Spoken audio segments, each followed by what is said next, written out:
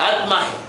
अभी हम देखेंगे कि पवित्र आत्मा के नाम इस प्रकार से प्रयोग किए गए हैं जिस प्रकार परमेश्वर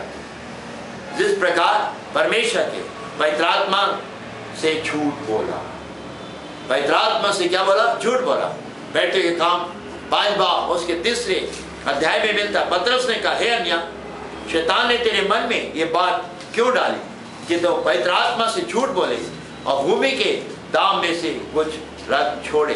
हम देखते हैं कि पति पत्नी थे और उनके पास कुछ भूमि थी। उन्होंने उस भूमि को क्या करा? बेचा। और बेचने के बाद उसका कुछ हिस्सा लाकर पेड़ के पाम के पास रख दिया।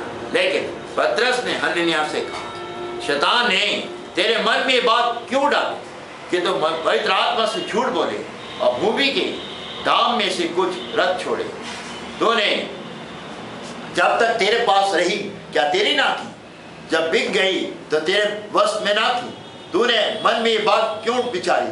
तो मनुष्य से नहीं बल्कि परमेश्वर से झूठ बोला। परमेश्वर से झूठ बोला। हम देखते हैं कि ये पवित्र आत्मा जो है ये परमेश्वर का आत्मा है और जब हम कोई गलत कार्य करते हैं तो परमेश्वर के विरोध में करते हैं। परमेश्वर के विरोध में करते हैं। हमें प्रार्थना करनी चाहिए कि मैं कोई भी कार्य तेरे विरोध में करने ना पाऊं। आप चाहे अच्छा करते हैं अपने अकल से या अपनी समझ से, लेकिन क्या होता है कि वो परमेश्वर की दृष्टि में सही नहीं होता। जो कार्य आपका परमेश्वर की दृष्टि में सही नहीं है वो परमेश्वर के लिए एक पाप है। या हम क्या कर रहे हैं? परमेश्वर के विरोध में पाप कर रहे हैं। और हम देखते हैं कि जब भी हम किसी बात के लिए झूठ बोलते हैं तो हम मनुष्य से नहीं बल्कि परमेश्वर से झूठ बोलते हैं। इसलिए झूठ बोलने वाला बहुत होशियार है। वो किसका विरोध कर रहा है? परमेश्वर का। हम बहुत जल्दी झूठ बोलते हैं ना, बहुत जल्दी झूठ बोलते हैं। फट से हमारी जुबान पलट जाती है। कहते नहीं, अरे मैंने तो प्याला तोड़ा ही नहीं था, मैंने तो वहां से 10 रुपए उठाए नहीं थे। आप क्या कह रहे हैं? अरे मैं तो ऑफिस में टाइम पर आया था, मेरे सामने रजिस्टर ही नहीं था, और रजिस्टर सामने होता तो मैं उस पर साइन भी करता और टाइम भी डाल देता। फोन आ गया, क्या देते हैं? क्या तो पापा घर में नहीं है, पापा घर में नहीं है, या आपके ऑफिस से फोन आया तो कहेंगे नहीं क्या दो, मैं घर में नहीं हूं। रिजॉल्व झूठ। हम किसके विरोध में बोल रहे हैं? परमेश्वर। याद रखिए। और हमारा फिर पिता कौन बन जाता है? शैतान। कौन बनता है?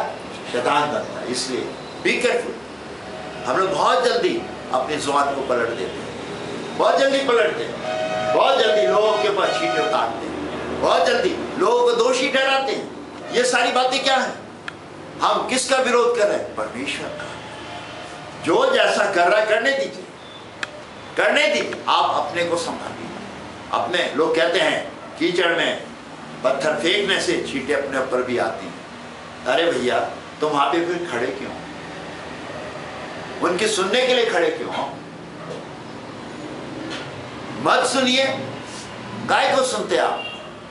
अगर मान लीजिए 2 लोग झगड़ा कर रहे हैं तो लोग बड़े उससे खड़े हो जाते हैं उनकी सुनने के लिए। या 2 बच्चे लड़ाई कर रहे हैं तो उनकी भी सुनने के लिए, उनको देखने के लिए खड़े हो जाते हैं। फिर क्या होता है? अगर आप छुटाने गए तो आपके ऊपर भी थप्पड़ लग जाता है। आप पे भी क्या लगता है? थप्पड़ लगता है। कभी कभी किसी की जान बचाने के लिए कहते हैं मैंने झूठ बोला तो क्या हुआ, उसकी जान तो बच गई, लेकिन आपने पाप तो कर दिया। आप किसके विरुद्ध पाप कर? परमेश्वर। और वचन में लिखा है कि तुम मनुष्य से नहीं बल्कि परमेश्वर से झूठ बोलो। परमेश्वर से क्या करते हैं? झूठ बोलते हैं। परमेश्वर से झूठ बोलते हैं। बहुत जल्दी हम चेंज होते हैं, बहुत जल्दी। अगर किसी को कहीं भेजा है काम करके आइए, माँ समय तो व्यतीत करके आ जाएगा और माँ पहुंचेगा भी नहीं और कह देगा वो तो साहब वहां पे मिले नहीं, मैंने इतनी देर तक इंतजार बच्चे जाते हैं स्कूल, खाना बांध के दे दिया, स्कूल की जगह कहीं और पिकनिक बनाकर स्कूल खत्म होने के समय घर में आ गए और कहते क्या? मम्मी ने कहा आप आ गए? हाँ, सारे दिन मैंने पढ़ाई करी, स्कूल में बहुत अच्छा रहा, होमवर्क क्लास वर्क सब मेरे पास है, और मैं आ गया। और मालूम चला 2 दिन के बाद वो तो बैठ के मैदान में कहीं क्रिकेट खेल रहे। ये सब क्या है? सब क्या है? पाप है ना। तो हम किसके विरोध में पाप कर रहे हैं? परमेश्वर। ध्यान करिए इन बातों के ऊपर। हम परमेश्वर के लोग हैं, परमेश्वर के बच्चे हैं, परमेश्वर में चल रहे हैं, परमेश्वर में रह के अपने जीवनों को क्या कर रहे हैं? व्यतीत कर रहे हैं, और यीशु के आदर्श को जीवन मिले। उसने कभी भी झूठ नहीं बोला, उसने कभी भी झूठ नहीं बोला। अरे आप सच बोलेंगे तो आपको कोई फांसी नहीं चढ़ाएगा। और पॉलिटिक्स कभी मत करिए। पॉलिटिक्स भी करते हैं, धार्मिक जगहों पे पॉलिटिक्स पाई जाती है, और हम लोग भी करते हैं।